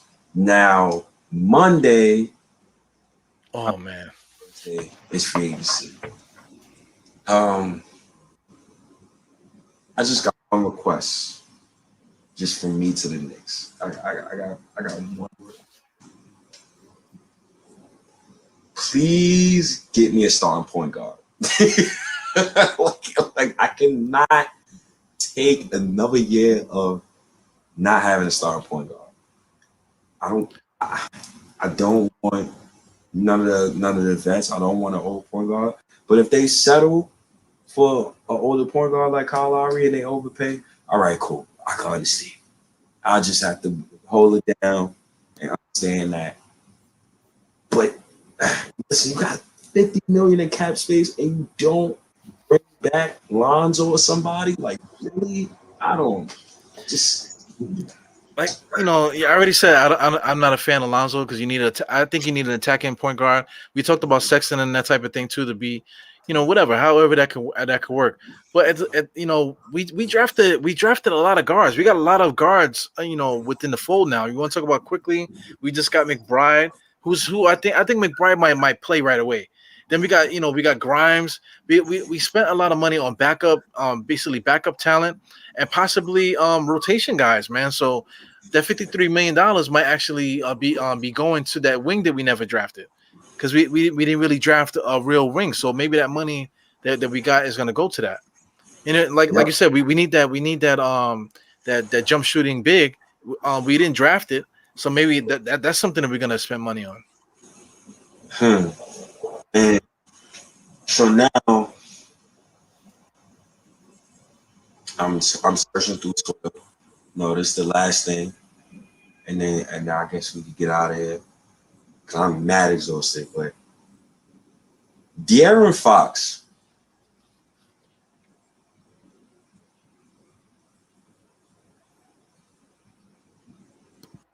they just drafted Davion Mitchell. I like Chris Paul, brother. He just so old, and that Knick jersey so heavy. So if he put the Knick jersey on, his hamstring might get nah. Dinwiddie, no, he could Dinwiddie kick some rocks. I'm good on him. But De'Aaron Fox, though, right? His brother or one of his family members, when it came out that Davion Mitchell was going to be the pick for the Kings, family said no on Twitter. So I wonder how De'Aaron Fox really feels about Sacramento as a whole. I know he dissed the Knicks before, and I kind of don't want him on my goddamn team. I don't think he's a good leader. But what are the chances you think he ask out, though? You think he really can ask out of Sacramento? Who you talking about, Fox? Yeah. Let Fox ride in poverty. Look, young Summer, I agree with you. But I gotta ask. I just gotta ask the question. I would like to get him, but at this point now, I'd rather just keep what we've been doing. We've been putting on the clinic. We had a really good draft, from based off the cards that were dealt. Let's say if we had we're playing spades, and how many books you got? Oh, I got 4. Or let's go for 8. You know what I'm saying? Or let's go for 10, and you actually made. It's like we actually went for 10, and we made 10. Out of the books that we have, man. So we're actually putting on a clinic with all the it's not just Brock Aller. I see people shouting him out, but everybody did this on the staff is involved in this, man. So I think the Knicks are doing well, man. So I think we need to just continue doing what we're doing. Continue what we're doing. Like now, we're not going to be signing the Bullocks to the league. We're not going to be signing the Elford to the league. Now we're going to be signing from a higher, hopefully a higher tax bracket. You know what I'm saying? So to add to what we have now, and then all the hungry rookies, and maybe get the good mix of things happening, man. And then hopefully something good can happen for us, man. I totally believe that. I really think we. This is funny. Like I'm looking at Bobby Marks tweet, and it says coming soon, and it's looking like it's the Knicks roster, right? And you see Julius Randle, you see RJ Barrett, you see Kevin Knox, you see Obi Toppin, you see Luka Vildoza, right? You know, Emmanuel Quickly is there, but you see 50.6 million projected cap room, and then they got the list of point guards. So you see Kyle Lowry 25 million, Mike Conley 20 million, Lonzo Ball 20 million. How do the Knicks don't come away with Lonzo, bro? Yeah, we could, man. But like you said, shout out to Simba, and there's a lot of guys out there that just don't like Lonzo, man. We just don't like him. But let me tell you about something about this guy. What's his name? Sean Marks. Mm-hmm. Yo, Sean Marks talks a lot about the Knicks, man. The Knicks are his dream job.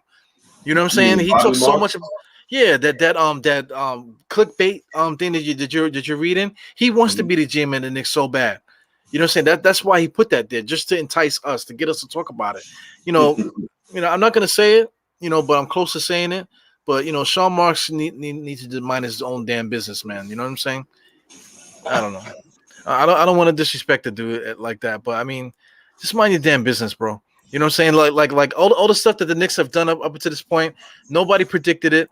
Like you didn't think of it, so don't come on TV talking about who we're gonna sign and what we should do, because you didn't know.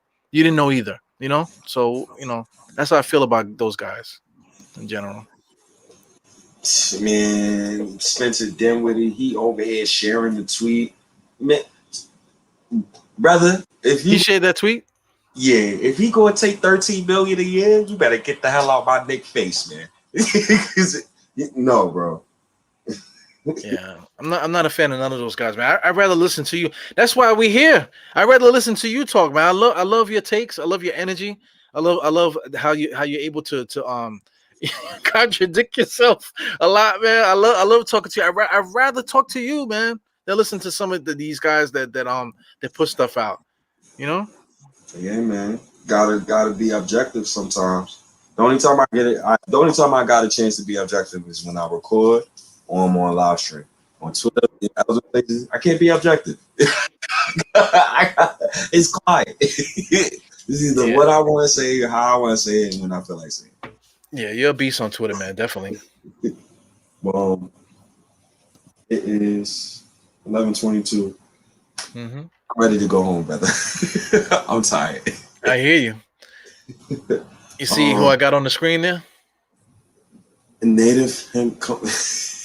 No, wait. I can't see who you got on the screen yet. That's Mr. Kang, man. I had Kang up on the screen on there just now. Kang, man. Nah, I didn't see. Yeah. Shout out to Loki, man. I love that show, man. I can't wait for more Marvel movies to come out.